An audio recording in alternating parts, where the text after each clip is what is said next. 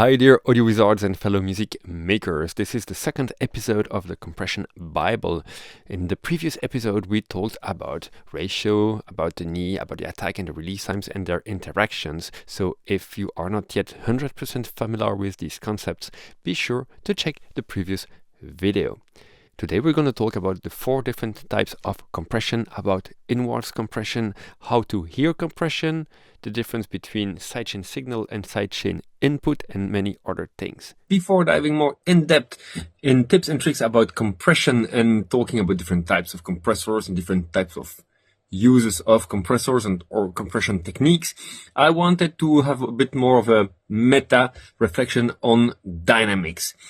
Because, first of all, I realize that when we talk about dynamics, usually we are expressing a kind of outwards dynamics. We are seeing average level and we see the peaks and we talk about crest factors, but actually it happens very, very little that we talk about inwards dynamics, side chaining, ducking elements. And for years, we have only seen peaks and squashing those peaks in the mix, but in the mixing process, you can use a lot of compression to create space and actually to build up inwards dynamics. And so when we say music today has no dynamics because it's squashed, I have to say I kind of disagree. Of course, it's limited, but to achieve this loudness, we have during the mix phase to create those inwards dynamics to make space.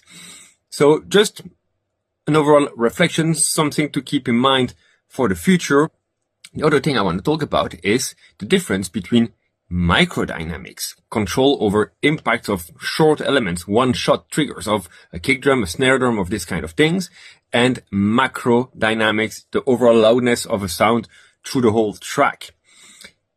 I'm talking here mostly about electronic music, and electronic instruments are consistent. I mean, of course, if you open the filter of a sound, it will become brighter, it will become louder, but in average, the notes are triggered by sequencers where the velocity is controlled.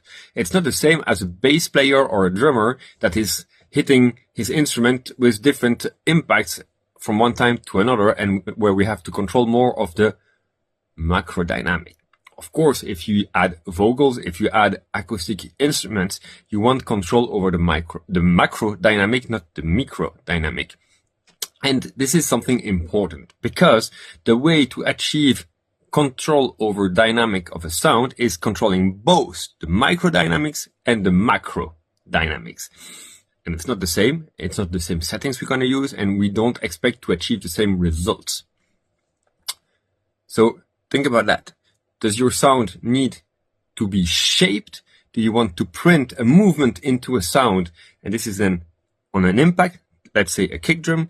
Then we are going to treat the micro dynamics of the sound, and we are going to try to shape the sound to give it this psychoacoustical feel, because compression can make sounds louder also just on a psychoacoustical aspect of things. Ba-wah sounds louder than just ba, because you print a movement, it feels more heavy, it feels like moving things more.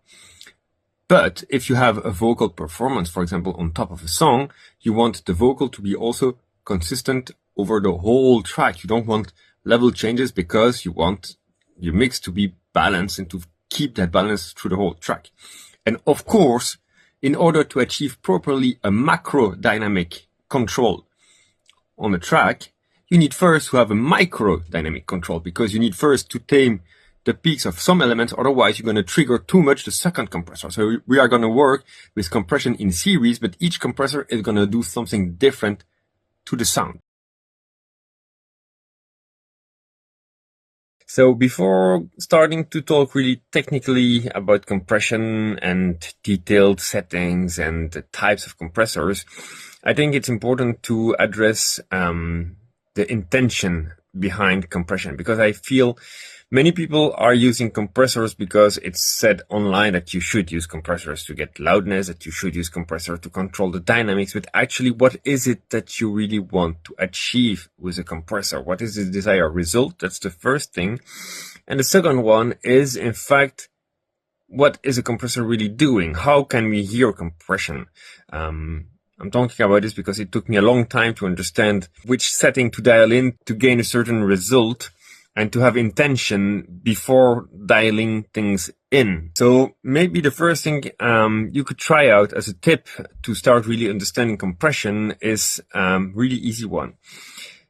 Turn on a compressor on any given channel, put the attack the shortest possible, the release the shortest possible, ratio the highest possible, and start lowering your threshold until you start hear the sound being compressed. Maybe you're going to overcompress by doing so, but at least you're going to hear really what the compressor is doing.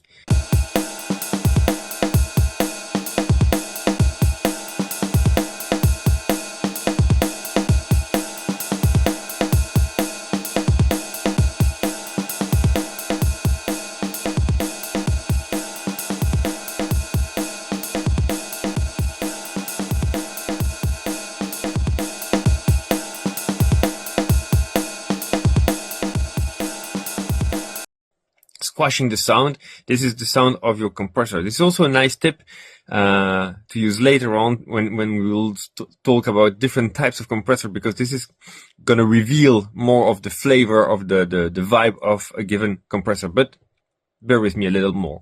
So attack really low, release really low, ratio really high, turn down the threshold until you really hear the compression happening. Once you are there, now start just to play with the attack time to open it a little bit.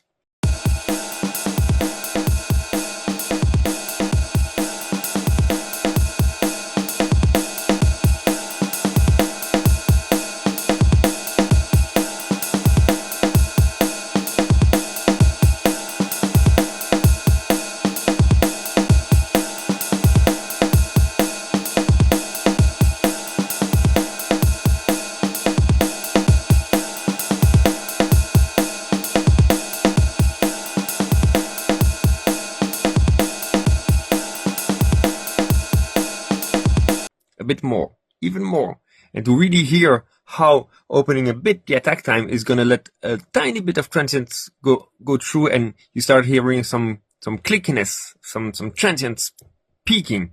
And then when you start pushing more the attack around 20-30 milliseconds, then you will feel even some medium, some body. Try it on a kick drum. It's a good example.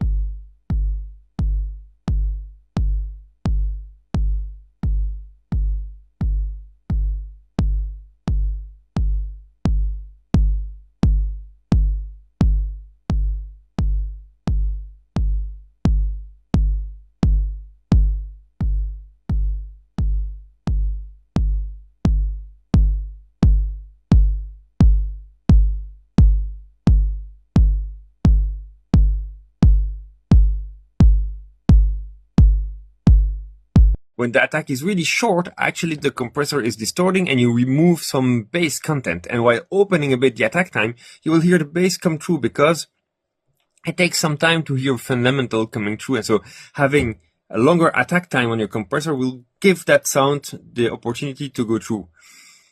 And then once you are there, start to play a bit with the release and how the release is changing the groove, changing how the tail of the sound is coming back. Short release, you have really that pump and it's strong, but maybe too fast. If the release is too long, then the compressor is kind of muddy and blurring things around, which can be useful as well. And now you can start playing with those settings to understand and to feel really what your compressor is doing.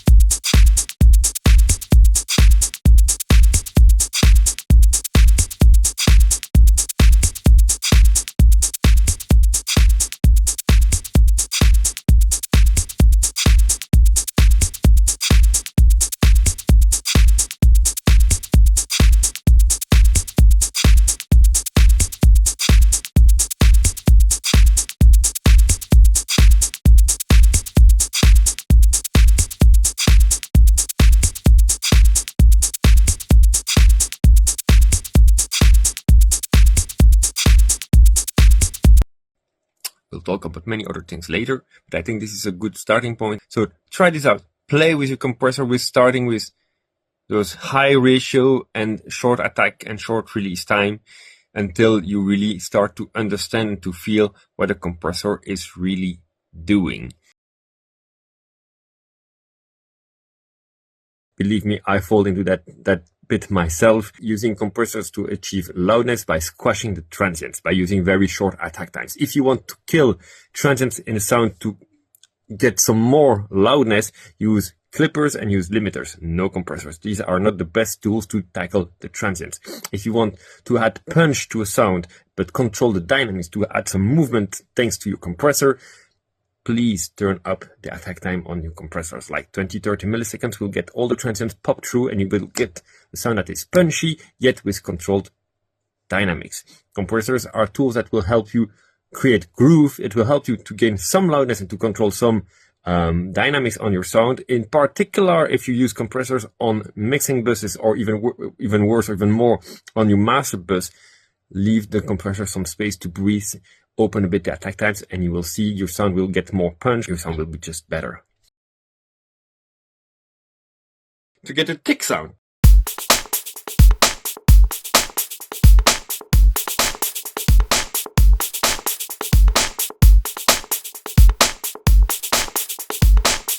To get a loudness, you want to tame the transients. So short attack time, short release time, and pretty high threshold, so you are just shaving off the transients. Don't touch the body of the sound. Pumping or groove type of compression.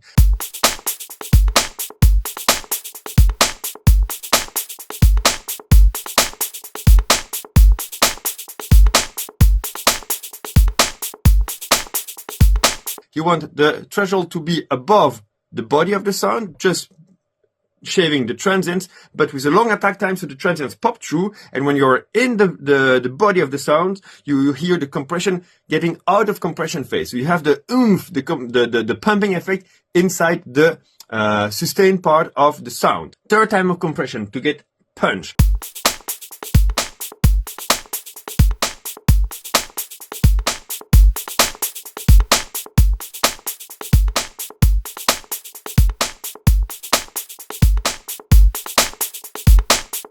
To get a punch, you want the transients to pop through, but on the contrary of the previous one, of the groove or the pumping, you don't want to hear the pumping. So you're going to increase the release time and the threshold will be more or less the same.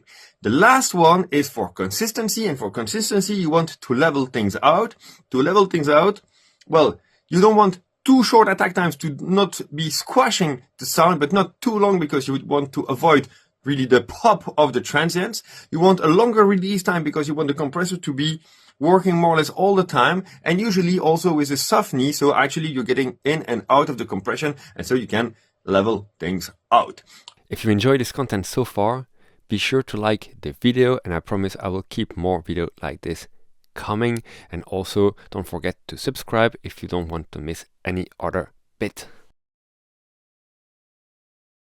Sidechain input and sidechain signal. So what is the sidechain signal? Sidechain signal refers to the signal that the compressor's detector circuit is using to determine the amount of gain reduction to be applied, if it's getting above or below the threshold, and by how many dB is getting above the threshold.